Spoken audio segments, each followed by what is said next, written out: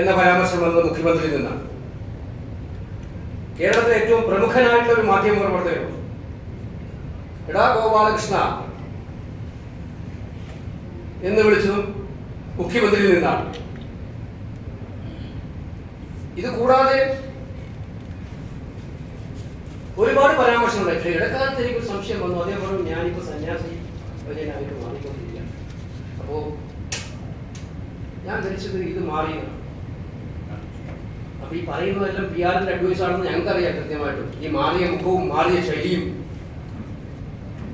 ചിരിക്കാൻ മറന്നുപോയ ആൾ ചിരിക്കാൻ ശ്രമിക്കുന്നതും ഒക്കെ തന്നെ ഇതിന്റെ ഭാഗമാണ് നമുക്ക് എല്ലാവർക്കും അറിയാം. പക്ഷെ ഇന്നലെ ജി സുധാകരൻ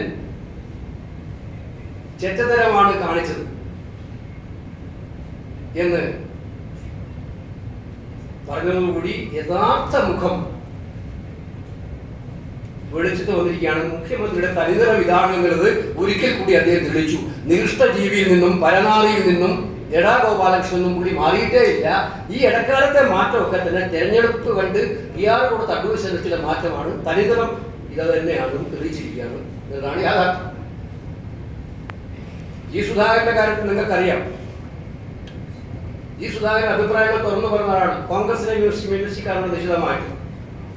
CPM-നകത്തും ചില വിമർശനങ്ങൾ അദ്ദേഹം ഉന്നയിക്കാറുണ്ട്. അതൊന്നും ചെറ്റത്തരമായിട്ട് മുഖ്യമന്ത്രി പറഞ്ഞിട്ടില്ല.